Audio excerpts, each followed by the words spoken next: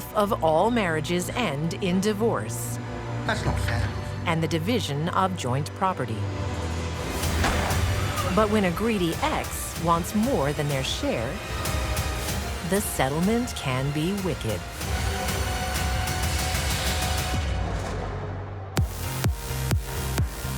In the tiny Texas town of Robinson near Waco, 24-year-old Darlene has always drawn the spotlight. Because of her good looks and her bubbly personality. And all of that was validated when she won a beauty contest. What's this here? Barbie doll, blonde hair. All the guys crazy for her. Is that Darlene? Yeah. Her 23-year-old ex-boyfriend, Keith Gentry, I'll be back in a minute. is keen to rekindle the old flame. If Darlene was Barbie, then Keith was her Ken. Guess who? He was kind, considerate, handsome, just an all-round great guy. When did you get back? Yesterday? What, you didn't call? A year earlier, Darlene had split with Keith to take a job as a dental assistant in nearby Dallas. Before Darlene went to Dallas, she was a big popular fish in a small pond. She goes to Dallas, and she's just another pretty girl. After a year away, she's homecoming queen all over again. That's fine. I think she went back home because she missed being in the limelight.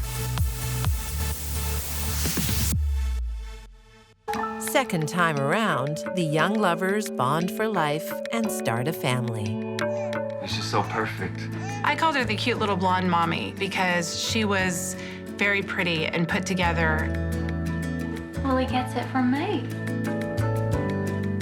Ain't that the truth? Everybody thought, gee, they had it together. They were the perfect couple. They moved to the outskirts of Waco, right next door to Keith's parents. That was where he was born, that's where he stayed, and that's where he really wanted to raise his kids. Hello? Okay to come in? Sure, Ma. To earn extra money, How's my little treasure? Keith, an engineer, takes a job on the road. Oh, good. That means more money, right? Well, yeah. But as the years go by, Darlene becomes disillusioned with married life. Now a busy mother of 3 and a part-time nurse, her beauty queen days are a distant dream. Somehow, in the process of having 3 children, she was no longer the center of everyone's universe. She wasn't the center of attention. She wasn't the star of the show anymore, and she didn't like it. She wants her old life back. Hi, Glenda. Would you mind looking after the kids for a few hours?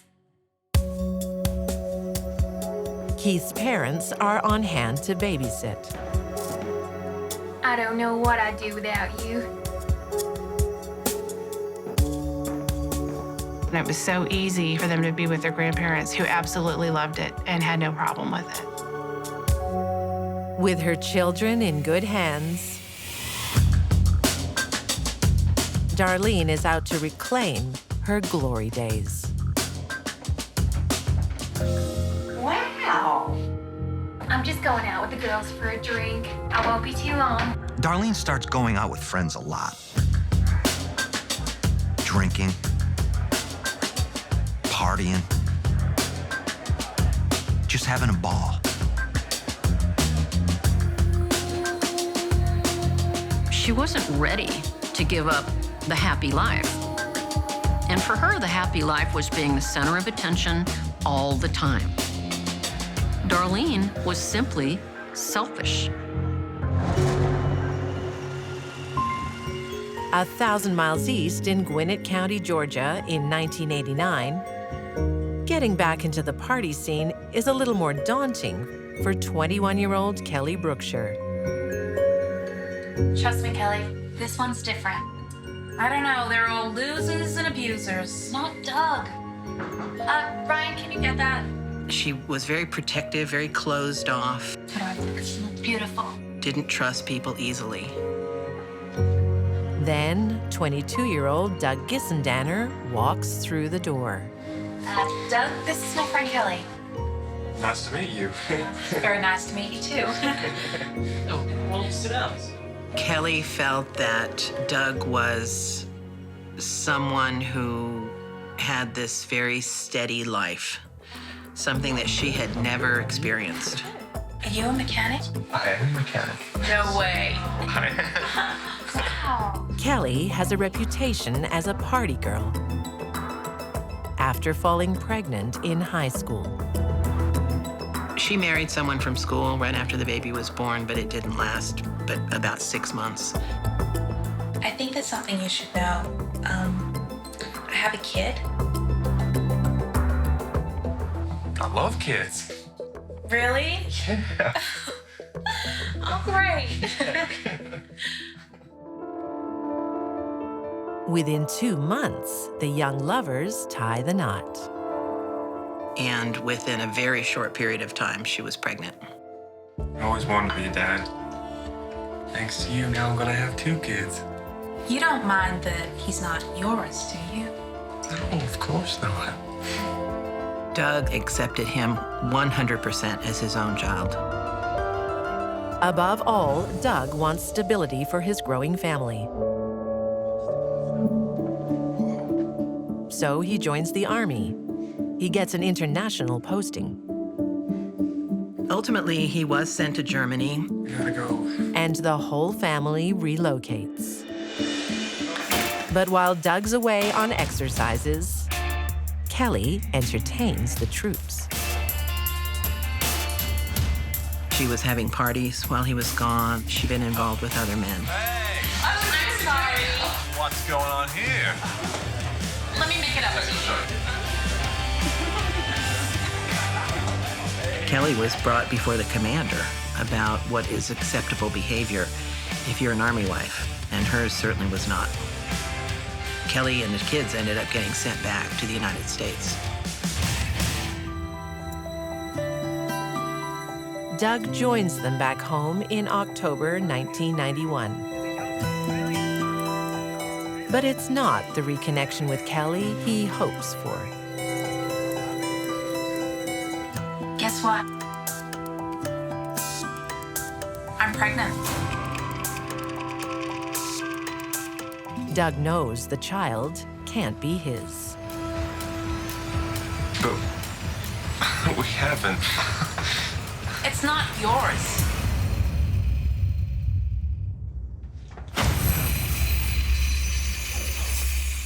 You're pathetic. Well, as you can imagine, Doug was crestfallen that this would happen. It's the last straw for Doug. In May 1993, he and Kelly get a divorce. In Waco, Texas, Darlene and Keith Gentry's marriage is also in deep trouble. But Darlene is having too much fun to notice.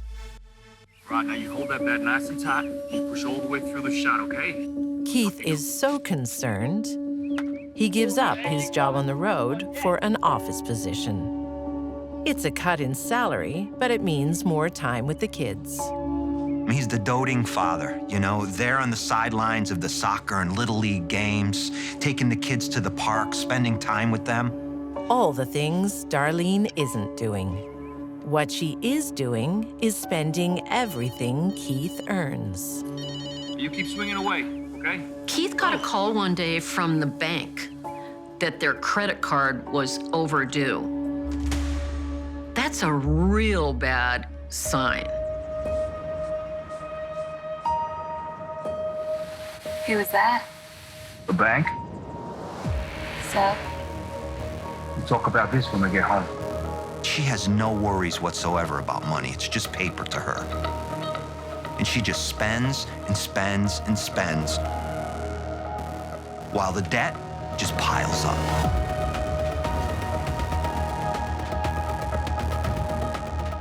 Darlene! Darlene's spending had become a financial family crisis. What? I am not made of money. How am I supposed to pay for all of these things? Can't even provide clothes for your family. This has got to stop. Or what? You'll leave me? There's lots of evidence that things were falling apart. No more. This is not how the former homecoming queen pictures her life. Darlene wanted to be free and single. She wanted a different life. To start her new life, Darlene plans to take two things: I'm gonna sleep in here tonight. Keith's $500,000 life insurance payout, Sure. Sleep tight. and Keith's life. She always looked for the easy way. What is the easiest, most simplest road I can take that benefits me? Marriage is not convenient. It's difficult. Murder is convenient. Bullet in spouse's head, problem solved.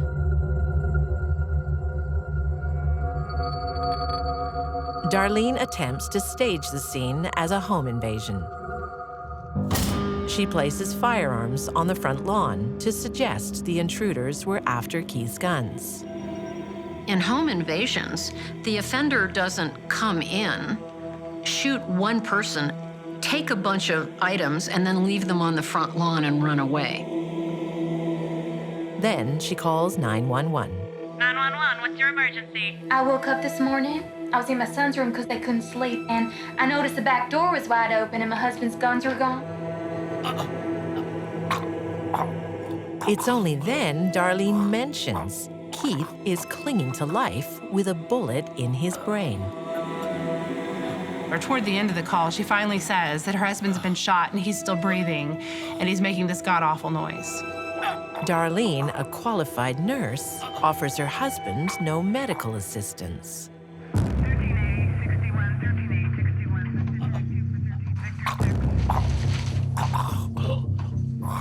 Keith is rushed to the hospital.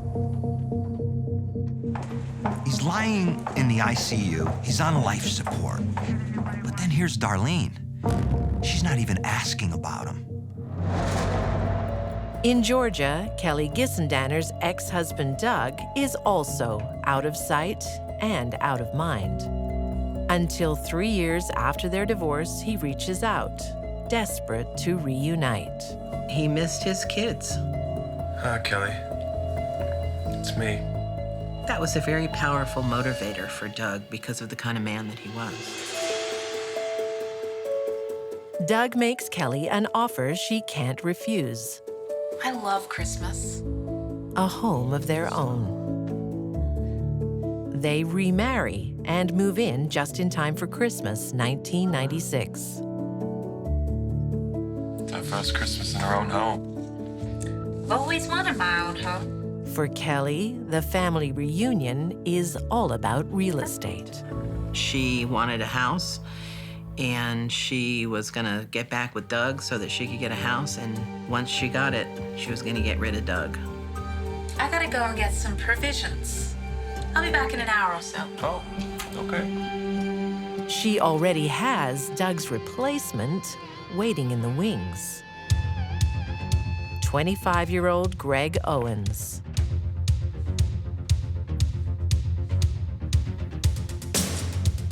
Are you ready for me yet? I think that it was impossible for Kelly to be faithful to anybody. I have to go. But Kelly wants more from Greg than a little afternoon delight. We need to kill Doug. Yeah, very funny. No, I'm dead serious. Greg's initial reaction, once he realized that she was serious, was that she should just get a divorce. Just divorce him. You don't know Doug. He'll never leave us alone. Kelly wanted Doug out of her life completely. She felt like this is the only way to do it. By February 7th, 1997, Kelly's outrageous suggestion is a fully formed murder plot. She gave him the nightstick and the knife and took him to her house to wait. Okay, the door's unlocked. Just don't turn any lights on.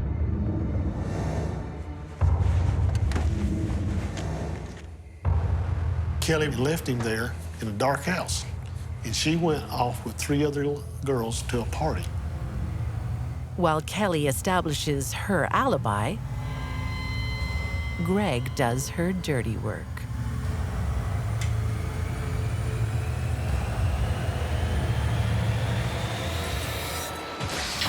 Don't make a sound. Now just get in your car, and no one will get hurt. Move! Greg must have said something like, "We have your children. We're going to hurt your children." Get in the car! Get in the front seat! Okay! Doug went willingly, got into the driver's seat, Drive! and drove at Greg's direction to this very remote location. Get down on your knees! Shut up! Get down on your knees!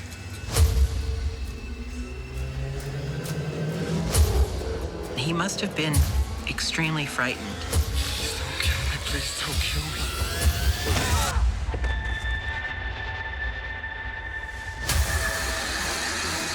And that's when he stabbed him to death.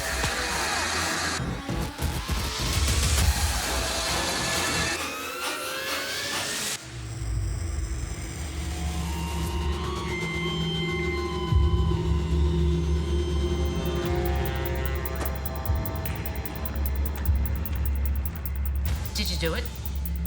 Yeah, I did it. Where is he? It's back there. I need to see the body.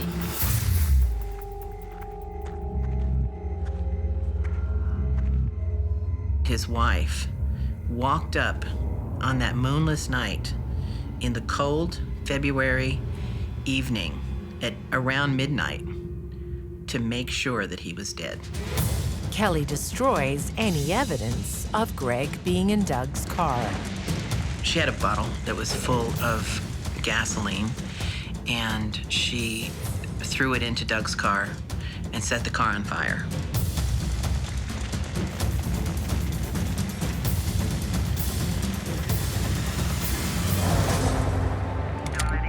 Darlene Gentry isn't so thorough when hiding the evidence of her husband's murder. And Waco police aren't buying her story of home invaders looking for guns. Her version of the events is she gets up at 6, goes to the gun cabinet, it's wide open, runs upstairs, and that's where she finds Keith, shot in bed. But cops have problems with this. 2 and 2 does not make 4 here. There's no forced entry, and only one gun from the cabinet is actually missing, a .22 caliber pistol. Then, without looking further than Darlene's trash can, police find damning forensic evidence. At the bottom of the kitchen trash, underneath discarded leftovers, they found a latex glove. Her DNA was found on the inside part of the glove. Keith's blood was found on the outside, and it had a shell casing inside of it. That was a .22 caliber shell casing. She put it in her own trash. Stupidity. 6 hours after the shooting, Keith Gentry is taken off life support. A heartbreaking decision for his family. But as the prime suspect, Darlene now faces a murder charge. I can't believe this happened. Playing the grieving wife, when all along, she's the one responsible for it. Scrutiny intensifies when a local man claims Darlene may have hidden the murder weapon on his property. Darlene is really interested in buying this piece of property. It was just empty land with a pond on it. And apparently during his conversations with Darlene, there was something about that pond that was too attractive, and it concerned him. What they think is she threw the weapon into that water.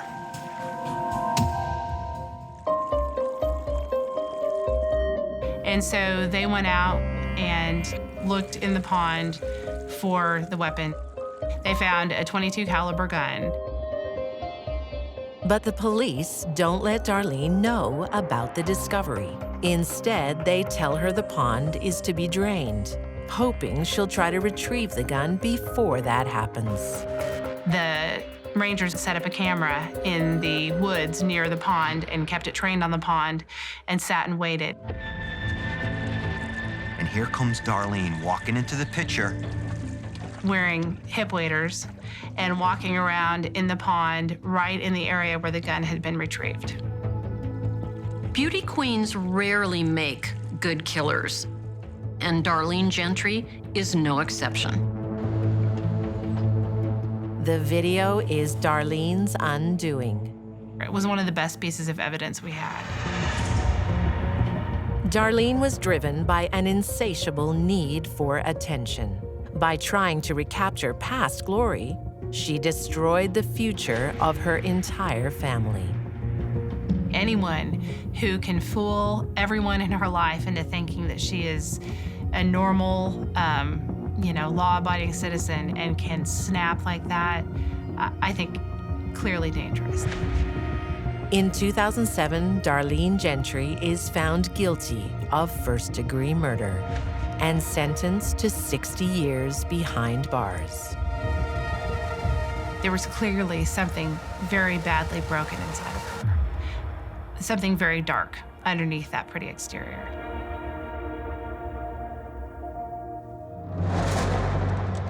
In Georgia, Kelly Gissendaner gives the exterior impression of a wife deeply concerned for her missing husband, Doug. You haven't seen or heard from Doug, have you? But when Doug's body is found in the woods 11 days later, suspicion immediately falls on Kelly. I found out she had been involved with this guy named Greg. Greg Owen makes a full confession, and to avoid the death penalty, testifies against Kelly. He receives life imprisonment with a minimum of 25 years. If it wasn't Greg Owen doing this murder, Kelly would have found another man to take his place. Kelly Gissendaner pleads not guilty. But in 1998, she's convicted of malice murder. She's sentenced to death. And in 2015, is executed by lethal injection. Greg and Kelly killed a good person. A young man with his whole life ahead of him, a good man, lying up there, cold in those woods, dying. How unbelievably unfair and cruel and brutal.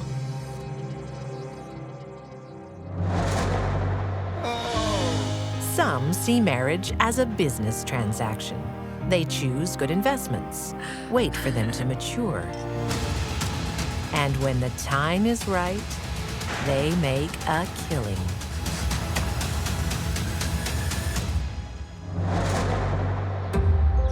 In 2009, Diamond Bar, California. When 50-year-old empty nester Carmen Montenegro answers an ad for a roommate. Yes, can I help you? Well, hey, I'm Carmen Montenegro. I've come about the room for rent. Nice to meet you. Come on out. She doesn't expect to find a soulmate. So he was looking for someone to rent a room in the house that he lived in. 60-year-old Vietnam veteran Samuel Wiggins has never met anyone like Carmen. Well, I'm single. I've got 2 kids, but they moved out. Free at last. Yeah, exactly. He was enchanted with her. He thought she was the answer to his prayers. The room doesn't suit Carmen's needs. Maybe we can be friends. I'd like that. But Samuel is just what she's looking for. To friends. Until now, a confirmed bachelor, Samuel is a new man. Samuel made it to 60 years old without having a wife or a longtime girlfriend. You what? You bet. For the first time in his life, Samuel was over the moon about a woman. Sam. Samuel's willing to share everything with his new love. Hey, honey. Cheer up. What can be that bad? I don't know what to do. I can't pay this. Including his bank account. I can help you with this. Really? Yeah, really. No, you don't have to do that. That's okay. I didn't ask. I offered it. He paid for her daughter's college education and a car. Thank you, Sam. Sure. He was very generous with Carmen and her family. He was there to sort of provide for her and her family. But Samuel's generosity only extends so far. And Carmen is taking liberties. Carmen was stealing from him. Little things, but important things. Hey, honey. She looked upon him as a source of income. Something that she could use over and over again to get what she needed. And shopping. Just a little treat. With my money. Are you accusing me of stealing your money? There's nothing left. You are going to be a lonely old man.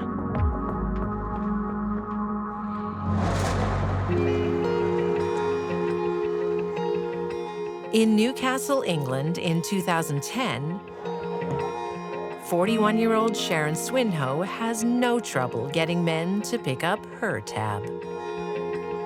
Sharon was a magnet for men, and men just fell for her without a moment's hesitation. Wait a second. Hi. Do you fancy a game of darts? All right, then. The latest to fall under her spell is 66-year-old Peter McMahon. Thanks, Pete. Peter can't believe his luck. Oh, nice one, Sharon. Not bad. She was 24 years younger than him. Oh. And he very quickly became obsessed with her. Peter had never been very lucky in love. He'd been married and divorced twice. But after a whirlwind few weeks with Sharon, Peter's convinced that this time it's forever. Sharon Swinho, will you marry me? He bought her an engagement ring worth £1,000. Yes, I will.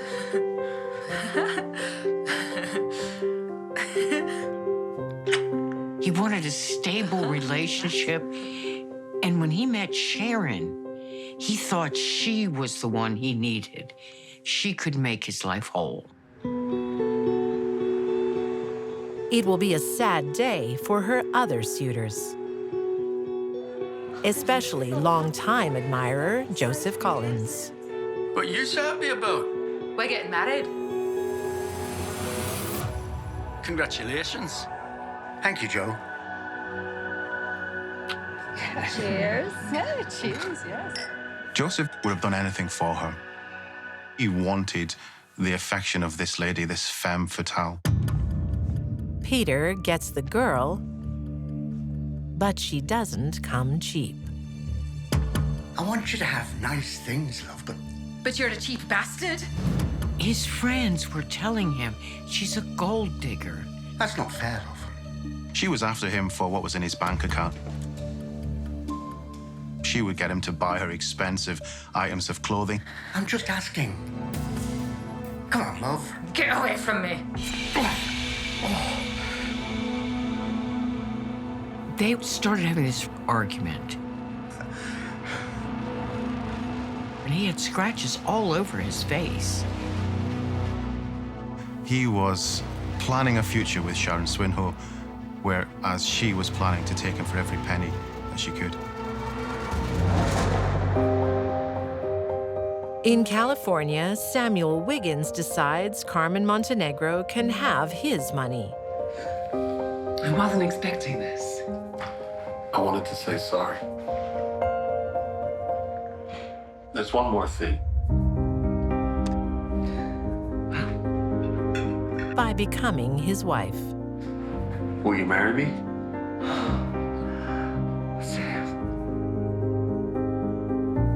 Yes! Yes! Oh, yes. Oh. They were intending to get married. He was prepping the house for her moving in. She says yes, but Carmen is not the marrying kind.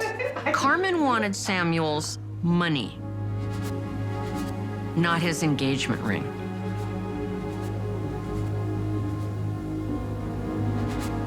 After the engagement, Samuel notices a change in Carmen, and she's stealing things again. If you think I'm a thief, why are you marrying me? There's so many things missing. He wanted a relationship, she wanted his money. That wasn't going to work. Just tell me the truth. I am. I don't believe you. I want out. I'm calling it quits. He tells her they're done, and she realizes at that point that her financial support, her money train is gone.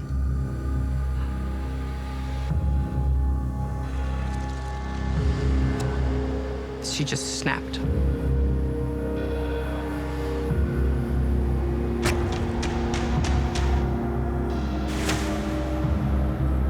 Carmen stabbed Samuel twice in the chest.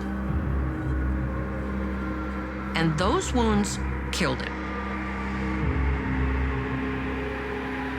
Then she commenced to stab him 22 times in the back. I hate you 22 times. He must have really made her angry.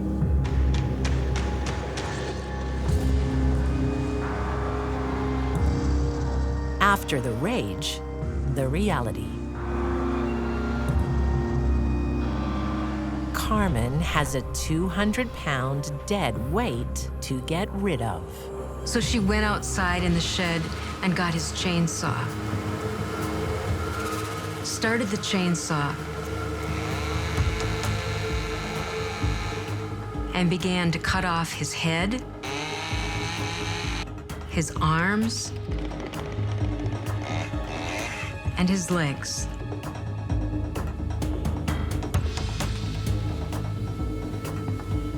Sometimes killers dismember a body for practical reasons. And another reason is ghoulish. They do it because they like it. I think Carmen fell into that category. Now, Carmen must dispose of the body parts.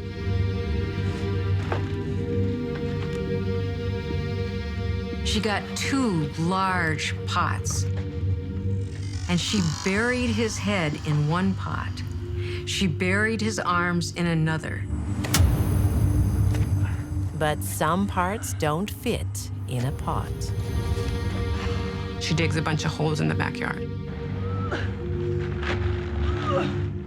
She put the torso and legs in one bag, buried it deep into the garden, and covered it with soil.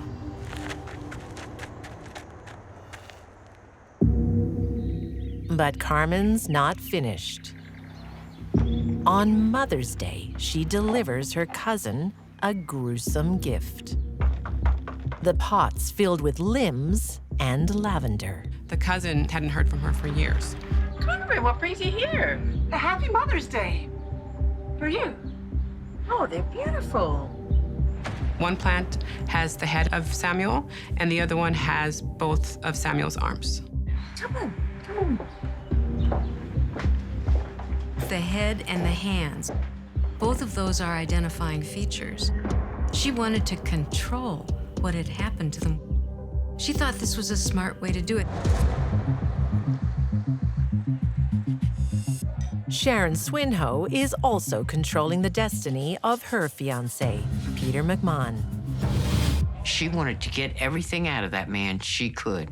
She called him her sugar daddy. Please, tell me what's wrong. But Sharon then brands Peter with a far more damaging label. You raped me. Sharon accused Peter of raping her. She said that he had sexually assaulted and attacked her in her own home. You've got to go to the cops. They won't do anything. The police looked into the charges and there was nothing there. Sharon, she spread that false story.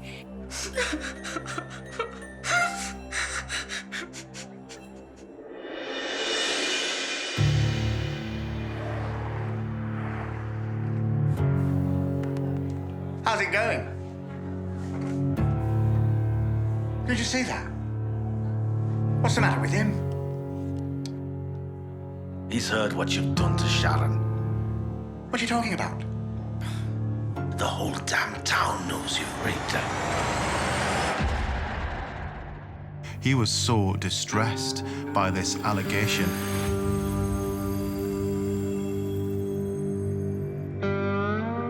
He tried to commit suicide because he was so distraught at what people might have thought about him and about his character.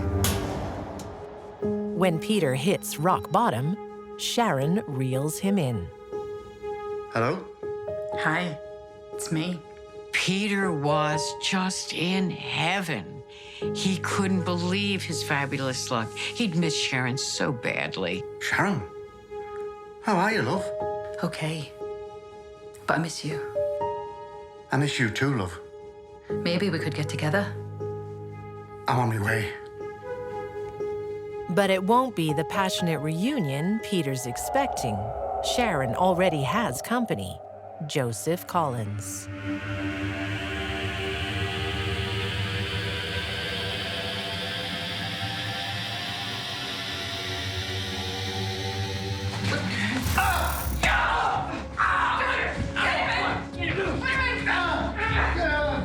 It was incredible what happened to him as soon as he passed that threshold. They set upon him with vicious intent. She gouged his eyes with her fingernails.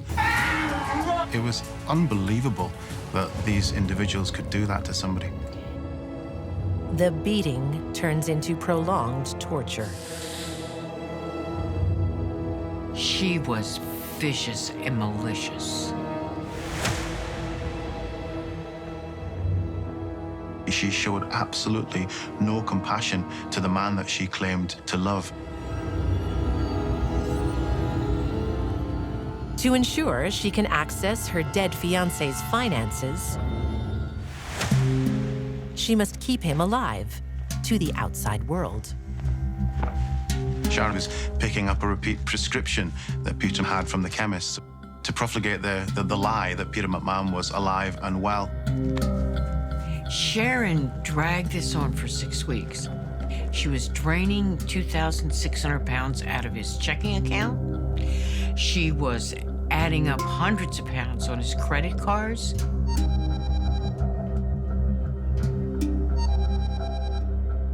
Hello, Pete's phone. No, we can't come to the phone at the moment. When his phone rang, she would answer it. And no matter what friend it was, there was always an excuse. I'll tell him that you called. He was asleep, he was taking a bath, or we're getting married, and he doesn't want to see his old friends any longer. Sharon's illusion of Peter being alive and well is working. But his decomposing body is becoming a problem. They put Peter inside of the freezer, thinking that would solve their problem. Well, not exactly. That's fantastic news. Peter McMahon was about to be a grandfather. And when that day happened, his son in New Zealand called him and asked if they could speak to him and tell him the good news. No, he's asleep. Sharon said, he's sleeping right now. I can't bother him. There's nothing I can do. Bye. That didn't sit very well. Carmen Montenegro is having the same problem, keeping her dead fiancé's bank accounts open and accessible. Carmen started draining Samuel's bank accounts immediately after she killed him. She was trying to convince people he was still alive. So she is using his credit card, she is paying his rent, she's driving his car so that if you look, he's still alive. But his family is concerned. Hello? Come on. No, he's out of town. Everybody's starting to say, what happened to Sam? He's not been around.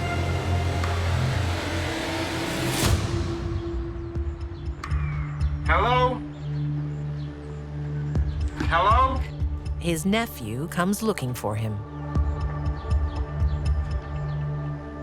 When he found his uncle's cigarettes and lighter outside. Uncle! Hello! And his favorite shoes still there. Now he's on the hunt for Samuel. Hello! He found fine blood spray on walls and doors. He goes straight to the police.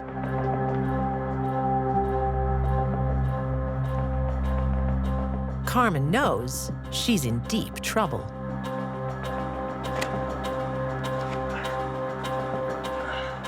She panics and decides to move Samuel's remains. Big mistake. Her crisis becomes a nightmare when relatives turn up unannounced. Carmen? Guys, I need your help. $1,000. $1,000 each. 5,000. 5,000 each. Come on, guys, I need your help.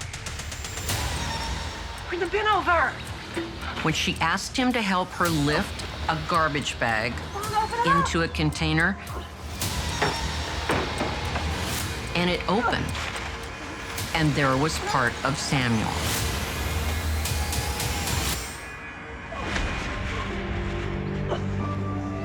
He's just overcome by the smell and the just gruesomeness of it all.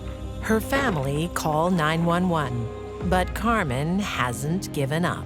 She reaches in and starts grabbing the body parts and tossing them into the garbage bin like they were paper plates. Carmen has the remains all dug up with nowhere to go. Carmen starts following him, begging him to help her, and she's got the garbage bin with her. I think Carmen must have been out of her mind at that point. By now, the police have arrived. Man, hold it. Carmen is literally caught red-handed. What's in the trash can? Nothing. It's just trash. The stink of death was following her everywhere. In 2014, Carmen Montenegro is found guilty of first-degree murder and sentenced to 26 years to life in prison. The audacity and gruesomeness of this crime is off the charts. Samuel went 60 years without a woman in his life until he found the one. The wrong one. She's a hustler. She hustles men for money. Carmen Montenegro went from being a con woman to a thief to a murderer to a ghoul.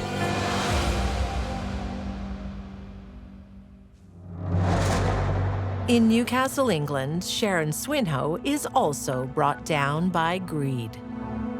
She picked up the phone and dialed 999. But then she hung up right away. But those emergency call systems can trace calls very easily.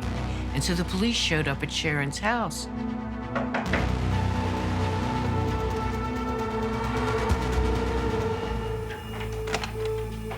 Mom, you've called an emergency? It's my fiance. I think he's dead. And I know who did it. And where they're keeping the body. Can we come in?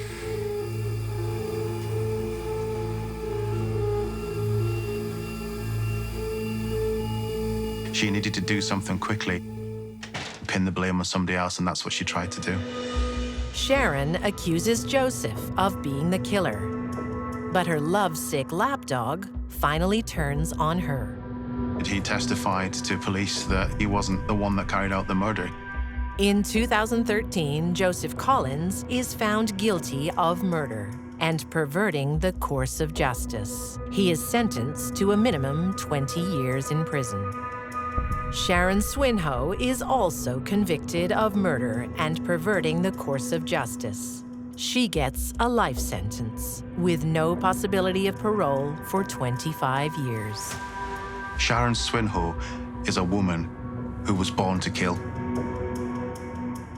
Sharon demonstrated that she had an unlimited depth of cruelty and evil residing inside her soul.